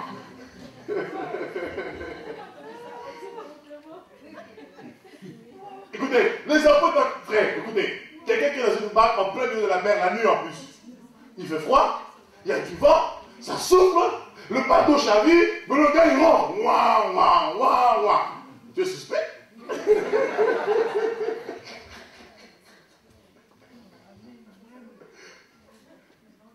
Mais maître, ouah, ouah, ouah, ouah. Et quand il veut commencer à avoir peur de, oh, vous aussi, calmez-vous, je suis là. Allez, le vent, silence. La Pierre dit, mais c'est pas possible. Mais qui est donc celui-ci à qui même le vent obéit? Mais c'est pas possible. Mais Pierre, t'oublies qu'il y a quelque temps en arrière, tu as dit, nous avons su et nous avons connu que tu es le Christ. Non, frère, Dieu fait des choses qui dépassent notre... Attends, c'est pourquoi je veux que tu deviennes fou de ce Jésus. Je veux que tu tombes amoureuse, tu tombes amoureux. Ce n'est pas l'homosexualité, ça c'est un autre amour. Je veux que tu sois fou de lui, tu sois épris de lui, tu sois amoureux de lui. Tu dors Jésus, tu manges Jésus, tu marches Jésus, tu respires Jésus, tu te lèves Jésus. Tu sois fou de Jésus. Amen. La folie de Dieu. Les gens ne comprendront pas, mais ce n'est pas possible, toi aussi quand même. Tu commences à abuser. Jésus, mais alors. Après toi, là, tu as trouvé Thomas, tu n'étais pas contente? J'ai trouvé le mien. Ça, c'est la jalousie. Parce que ton Thomas, toi, il ne fait rien. C'est normal que tu n'en parles pas. Moi, le mien, mon Jésus agit. Là, c'est normal que je parle de lui. Écoutez, là où Jésus est, tu ne peux que parler. C'est pas possible. Frère. Parce qu'il agit tellement dans ta vie que tu ne peux que témoigner, parler de lui. Alors on nous dit, l'ordonnateur ne savait pas d'où venait ce vin, l'eau qui a été changée en vin. Verset 10 dit, tout homme sert d'abord le bon vin, puis le moins bon après qu'on s'est enivré. Toi tu as gardé le bon vin jusqu'à présent. Tel fut à Cana en Galilée le preuve des miracles que fit Jésus. Il manifesta sa gloire et ses disciples crurent en lui. Après cela, il descendit à Capernaum avec sa mère et ses disciples et il y demeura que peu de jours. Vous voyez, même l'ordonnateur ne sait pas d'où venait ce vin. Et lui-même dira, tout homme sert d'abord le bon vin, le mauvais après. Mais toi, bizarrement, tu vas d'abord servir le mauvais vin et le bon après. C'est normal. C'est pourquoi il faut d'abord que le mauvais arrive avant.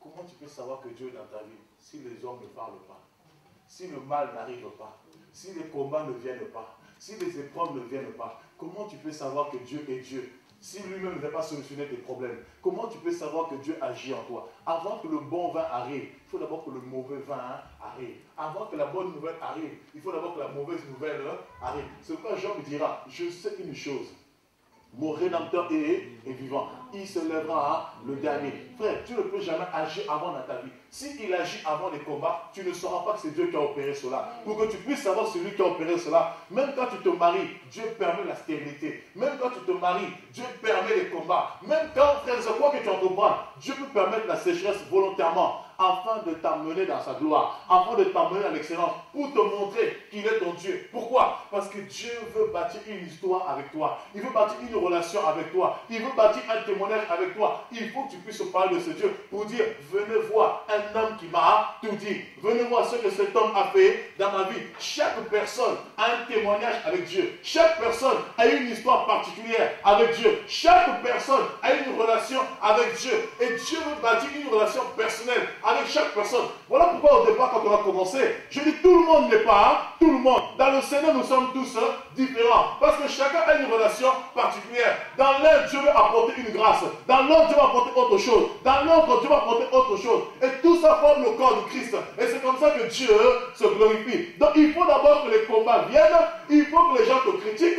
Il faut qu'on se moque de toi. Et ensuite, après seulement tout ça, Dieu maintenant se lève pour apporter le dernier mot. Pour dire, les hommes t'ont condamné, les hommes t'ont rejeté, ils t'ont méprisé, ils ont dit tu es pauvre, ils ont dit tu es stérile, ils ont dit tu n'avanceras pas, ils ont dit c'est fini, tu as échoué, ils ont mis le point final pour ta vie. Je dis non, ce n'était pas le point final, c'était juste une virgule, c'est moi qui ai le dernier mot. Il n'y a que moi qui puisse apporter le point final. C'est moi l'alpha et c'est moi l'oméga. Mais quand tes ennemis se lèvent, je sors de l'alpha, je vais me tenir dans l'oméga, parce que j'entends, je regarde, pendant qu'ils parlent. Voilà Ésaïe 8, 10 dira, faites des projets, ils échoueront. Est-ce que vous me suivez? Et Dieu regarde. C'est pourquoi la Bible dit que 1000 tombent à ton côté, 10 000 à ta droite. Mais frère, pour que les 1000 arrivent, il faut qu'ils se manifestent. Comment tu vois les 1000 s'ils ne viennent pas? Comment tu verras les 10 000 s'ils ne sont pas là? Donc il faut que 1000 soient à ton côté.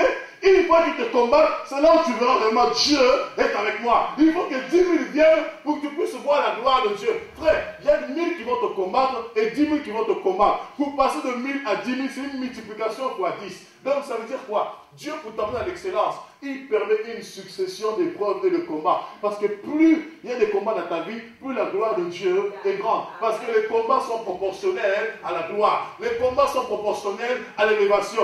Donc lorsqu'il y a des combats dans ta vie, ne rejette pas. Accepte les combats. Accepte les épreuves. Ne fuis pas. À chaque fois que tu fuis les combats, à chaque fois que tu fuis les épreuves, toi-même tu empêches l'action de Dieu dans ta vie. Tu empêches Dieu de se glorifier dans ta vie. Oh, Dieu veut se glorifier en toi. Alléluia. C'est au travers de toi que Dieu tire sa gloire. C'est au travers de toi que Dieu se réjouit. C'est vrai, frère, la Bible dit que nous sommes livrés en spectacle aux anges, aux démons, au monde. Ça veut dire quoi? Tel que nous sommes là, nous sommes dans un terrain de football. Lorsque Zidane court, dribble 10 joueurs, toute la foule se lève pour acclamer. Nous, c'est pareil, frères et sœurs. Lorsque nous sommes devant les combats et que nous persévérons, les anges au ciel, ils se lèvent, ils acclament. Voilà les enfants de Dieu. Voilà les champions. Voilà les plus que vainqueurs. Voilà les plus que triomphants. Voilà le peuple de Dieu. Voilà la race élue. Ils acclament et Dieu se réjouit. La Bible, c'est au travers de nous que les anges connaissent l'évangile. Plus nous manifestons la puissance, la gloire de Dieu, plus les anges découvrent Dieu. Mais c'est pas possible. Mais c'est impossible. Amen.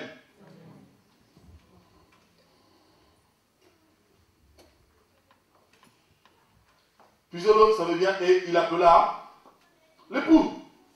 Et le tout homme, c'est d'abord le bon vin. Puis le moins bon après qu'on s'est enivré. Toi, tu as gardé le bon vin jusqu'à présent. Même l'époux était dépassé. Vous comprenez un peu? Ça veut dire quoi?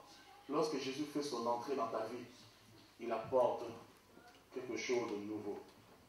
Lorsque Jésus fait son entrée dans ta vie, il apporte la saveur. Lorsque Jésus fait son entrée dans ta vie, il apporte le changement. Lorsque Jésus fait son entrée dans ta vie, il apporte la transformation. Mais ce que Dieu veut, c'est que tu puisses prendre part à son œuvre. Ce que Dieu veut, c'est que tu puisses prendre part à son action. Voilà pourquoi la Bible dit, avec Dieu, nous ferons des exploits. Donc ça demande une collaboration. Vous voyez? Dieu veut que tu puisses collaborer, travailler, œuvrer avec lui, prendre part à son œuvre. Et c'est alors que le Seigneur se glorifiera dans ta vie. Parce que n'oublions pas, Jésus est venu, lui-même était soumis à quoi? Au régime de la loi. Or, un testament, même si moi je suis vivant, je marque, je cède ma maison aux frères Lévi, etc., etc. À quel moment ce testament a de la valeur? Comment? À la mort du testament? Ok. Donc, alors, quand Jésus a parlé ici, il voulait montrer en fait celui qui est venu pour apporter le changement. Voilà pourquoi Romains, chapitre 10, verset 4 nous dit, Jésus est la fin de la loi. C'est lui qui arrête la loi. À partir de Jésus, il n'y a plus de loi. Mais cette loi, en fait, le changement de régime devait s'opérer à la mort de Jésus. Et une fois Jésus a signé ce testament, une fois qu'il est mort et ressuscité, c'est là où maintenant on a pu vivre pleinement le changement de régime. Vous comprenez ou pas? On va le prendre. Hébreux chapitre 8. Vous savez, moi j'aime la Bible. Hein? Ça vous le savez, je crois. Hébreux.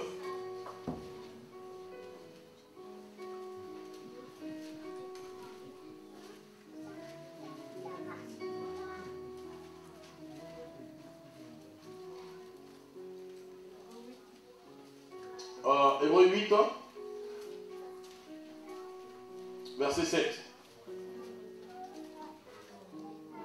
Hébreux 8, 7. C'est là où je vous dis aussi que la loi a été abolie. Quand je disais que la loi a été abolie, on le voit ici.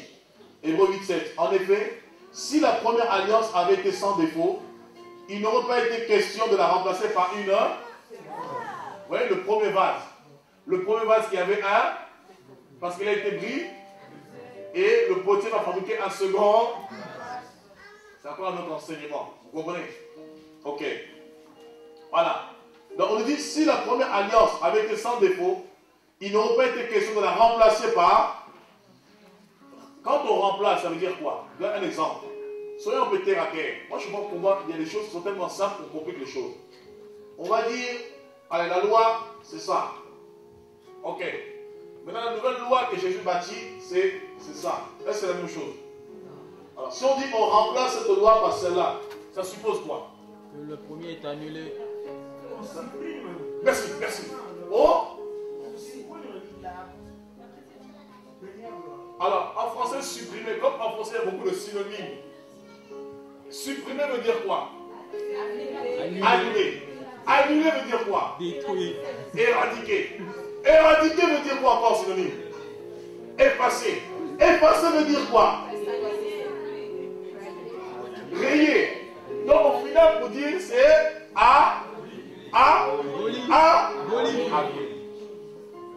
il n'existe plus. Donc quand les pasteurs vous enseignent la loi, ils sont à côté de la plaque. Puisque la loi a été abolie. Est-ce que vous comprenez? Oui. Comment? Non, ça c'est la loi morale. Ici, dont on parle ici, la première alliance, c'est la loi mosaïque, la loi que Moïse a reçue. Par rapport au culte, par rapport au temple. C'est la raison pour laquelle nous qui prions ici, nous ne sommes pas à Jérusalem pour les prier. Alors avant pour aller prier, il fallait être où?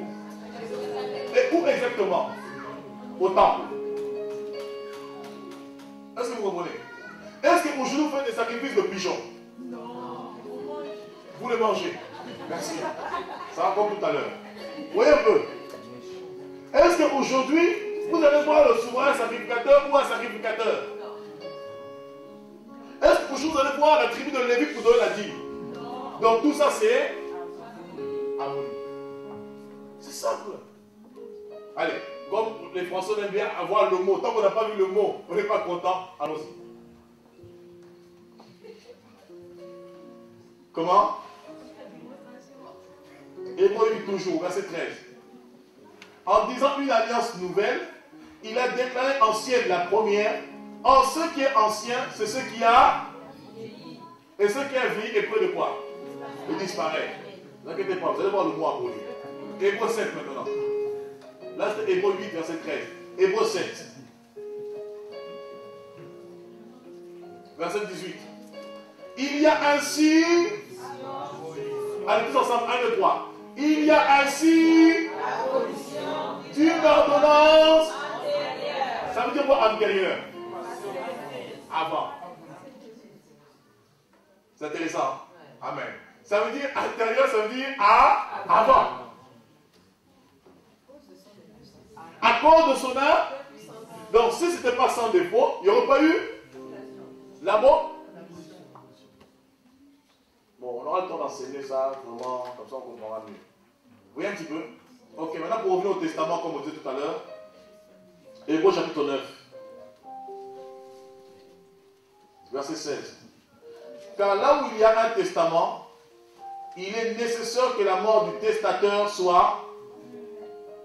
Hébreux 9, verset 16. Car là où il y a un testament, il est nécessaire que la mort du testateur soit. Un testament, en effet, n'est valable qu'en cas de mort, puisqu'il n'a aucune force tant que le testateur vit. Voyez?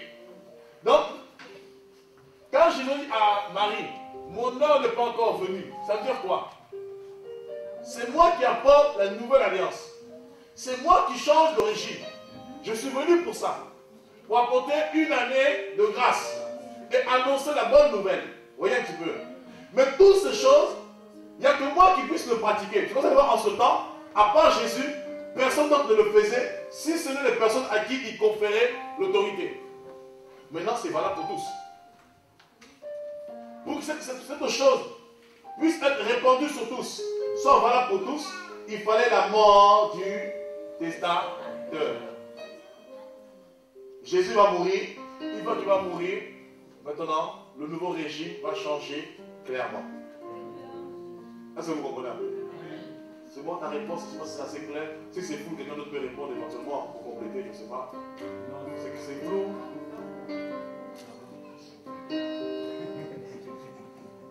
Ok. Il donne la question s'il y a. Oui.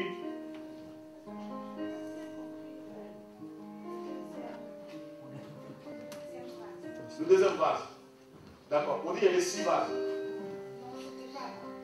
Ah, le deuxième vase de Jérémie 18. D'accord, ok. En fait, le premier vase, c'est la loi.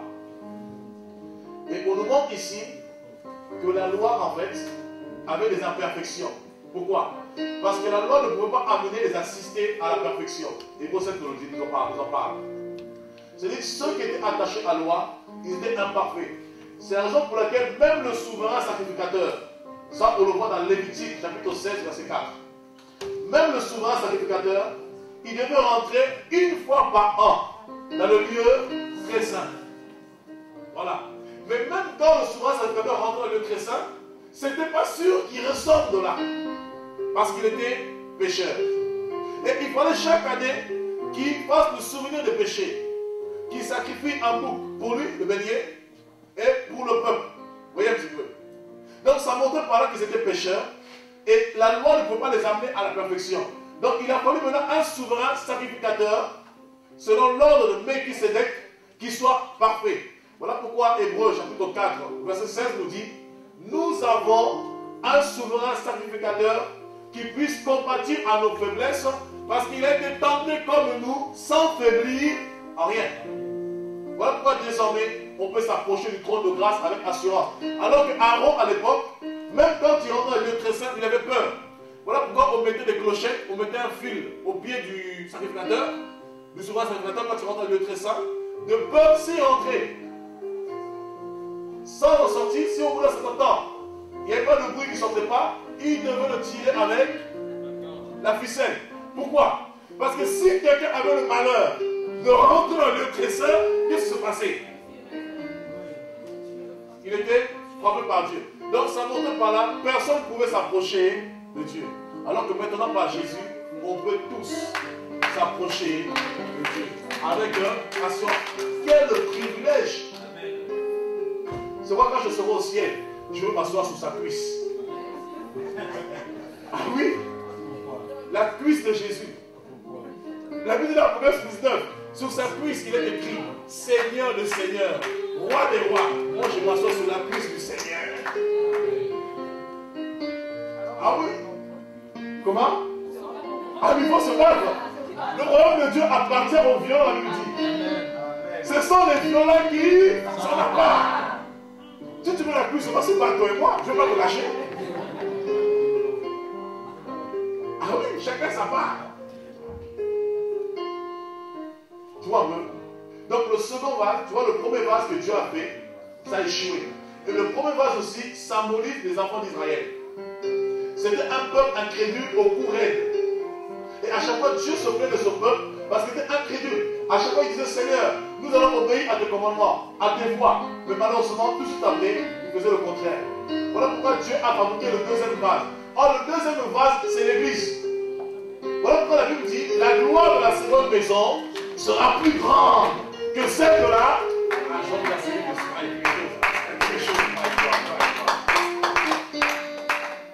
Tu vois un peu? Le second vase, c'est l'église. Le premier vase a échoué, Israël a échoué. Et comme Israël a échoué, selon Romains 11, Dieu s'est choisi un autre peuple, le second vase. Et le second vase est censé révéler la gloire de Dieu. C'est pourquoi, frère, à chaque fois que tu es dans le péché, à chaque fois que tu te minimises, frère, c'est dire à Jésus qu'il s'est trompé de se sacrifier. C'est fouler aux pieds la grâce. Alors que les Juifs ont désiré voir cela. Jésus a dit aux apôtres, plusieurs des prophètes qui sont venus avant vous ont désiré voir ce que vous voyez et vivre ce que vous vivez. Entendre ce que vous entendez. Mais ils n'ont pas pu voir ces choses. Mais il vous a été réservé à vous de connaître les mystères du royaume des cieux. C'est un privilège pour nous. C'est-à-dire que plus tu commences à réaliser les mystères du royaume des cieux, du royaume de Dieu, tu deviens dangereux. Parce que plus tu vas découvrir les mystères du royaume des cieux, plus tu vas réaliser ton identité, plus tu vas réaliser qui tu es, plus tu vas comprendre que tu es enfant de Dieu, tu es fils de Dieu. Et si tu es fils de Dieu, parce que tu es de la race de Dieu, de la nature de Dieu, automatiquement, tu deviens Dieu. Et si tu deviens Dieu, ça veut dire, frères et sœurs, Satan commence à avoir peur de toi. Parce que partout où tu vas passer, tu vas causer peur de fracas. Partout où tu vas passer, tu vas laisser des stigmates, tu vas laisser des traces. Partout où tu vas passer, tu vas secouer de l'environnement, tu vas bouleverser ta génération, tu vas bouleverser ton époque, parce que tu es une race à part, tu es une femme à part, tu es un homme à part, tu es un jeune à part. Ton couple n'est pas comme tous les couples, ta vie n'est pas comme toutes les vies, ta jeunesse n'est pas comme toute la jeunesse. Non frère, tu es particulièrement particulier. Oh Dieu. Je veux que tu comprennes cela. Je veux que tu réalises, frère. Tu réalises que tu n'es pas n'importe qui. Et quand les chrétiens commencent à comprendre cela, frères et sœurs, voilà pourquoi c'est important les enseignements dans l'église. L'enseignement nous amène à la profondeur. L'enseignement nous amène à la hauteur. L'enseignement t'amène à l'élévation. L'enseignement t'amène à la gloire. L'enseignement t'amène à réaliser qui tu es. Or, la loi te cache ton identité. La loi te cache qui tu es. Voilà pourquoi je vous parle de parler du pasteur. Moi le problème, pasteur. Moi le souci, pasteur. Priez, pasteur. Faites des choses, pasteur. C'est pas normal. Quand tu réalises ton identité, si le pasteur est là, que Dieu soit béni. S'il n'est pas là, c'est pas grave. Je sais une seule chose. Jérémie 33 dit, invoque-moi, je te répondrai. Moi-même, je peux y rentrer maintenant. Là où Aaron ne pouvait pas, moi je peux. Là où Aaron rentre une fois par an, moi je peux aller tous les jours. C'était la configuration de l'échelle de Jacob. Lorsque Jacob a vu l'échelle qui touchait le ciel, les anges montaient et descendaient. C'était encore le ciel que Dieu allait ouvrir. Dieu montait par là. Maintenant tu parles au ciel et descends comme tu veux. Tu peux manger comme tu veux. Tu peux monter comme tu veux. Je veux que tu comprennes que Dieu est extrêmement dangereux, plus dangereux que la bombe nucléaire, plus dangereux que la bombe atomique. Parce qu'une parole qui sort de ta bouche, une seule parole suffit pour bouleverser une génération, suffit pour transformer une ville, suffit pour changer une vie. Même s'il n'a pas de diplôme, ce n'est pas un problème. Une parole qui sort de ta bouche, accompagnée par la puissance de Dieu. La Bible dit, Dieu est derrière la parole de ses serviteurs pour pouvoir l'accomplir. Lorsque Dieu appuie sur ta parole, lorsque ta parole touche un cœur, il faut, frère, oh my God, il se crée une transformation, man. Oh Jesus. Oh non, frère, je veux que tu comprennes cela. Ne te minimise plus. Ne regarde plus à tes faiblesses. Ne regarde plus à tes bassesses. Ne regarde plus à ce que tu es. Regarde comment Dieu te voit. Regarde à ce que tu es. Commence à regarder ta vie par rapport à Jésus, le modèle parfait. Pas par rapport à moi, par rapport à Jésus, notre souverain sacrificateur. Celui qui nous a ouvert le chemin. Celui qui nous a ouvert la voie. Commence à regarder à Jésus, le modèle parfait. Plus tu regardes qui est Jésus, plus tu comprends qui tu es. Parce que la Bible dit, nous tous dans le visage est découvert, nous sommes transformés à la même image que Jésus-Christ.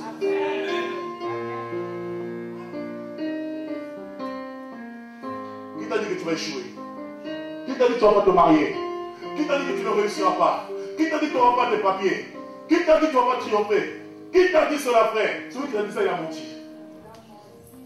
Parce qu'avant que tes ennemis naissent, avant que le monde soit créé, avant que tes ennemis naissent, avant que les épreuves viennent, avant que les combats viennent, il y en a un qui avait parlé, il t'avait choisi avant la fondation du monde.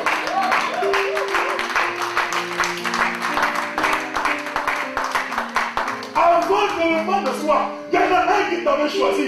Dans son conseil, il était assis avec le Père, le Fils, le Saint-Esprit. Ils ont dit, non, ma fille Rachel, elle me servira. Quels que soient les combats, quelles que soient les épreuves, elle verra ta gloire. Frère, avant que tu naisses, Dieu te connaissait mieux que toi-même. Dieu avait préparé un plan parfait. Dieu avait tracé ton avenir. Voilà pourquoi Dieu pouvait dire à Jérémie, dans Jérémie 1, avant que tu sois né, avant que tu sois créé, avant que tu sois conçu, dans le sein de ta mère, moi l'Éternel, je te connaissais. Je t'avais consacré. Consacré veut dire quoi? Mis à part. Ça veut dire quoi? Personne ne peut te toucher. Parce qu'avant que tu naisses, pendant que Satan voyait les hommes, voyait tout le monde, tout ne peut pas te voir. Parce que Dieu t'avait mis, Dieu t'a amené dans la gloire. Dieu veut changer ta mentalité. Dieu veut changer ta pensée. Tu commences à réaliser que tu n'es pas n'importe qui. Tu prends de l'assurance. Le Seigneur relève ta foi. Le Seigneur relève ta foi. Le Seigneur relève ta foi. Il y a une onction particulière. Ce matin, je ne touche à personne. Mais il y a une onction particulière. Ce matin, le Seigneur me connaît dans l'excellence. Dieu me connaît dans la hauteur. Dieu me connaît dans l'élévation. Oh, il va s'arrêter de me checker. Oh, il va s'arrêter.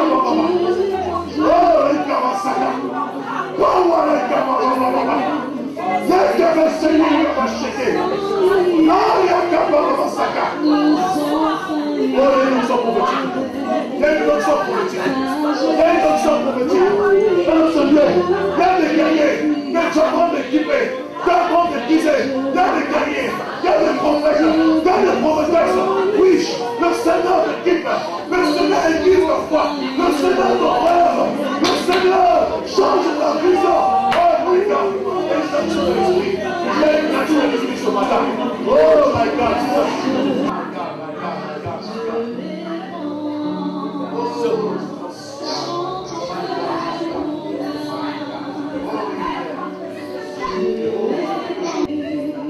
Nous voulons réaliser, Seigneur, oh Dieu de gloire, ta gloire, Seigneur, ce matin.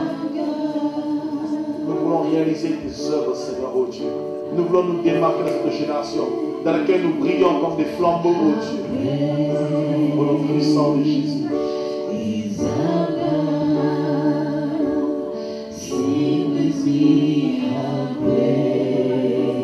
Oh oui, combien tu es grand.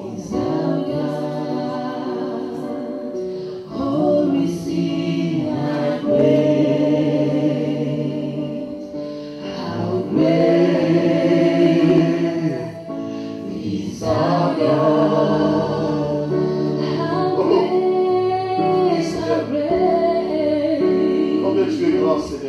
How great Combien tu es puissant, oh Dieu.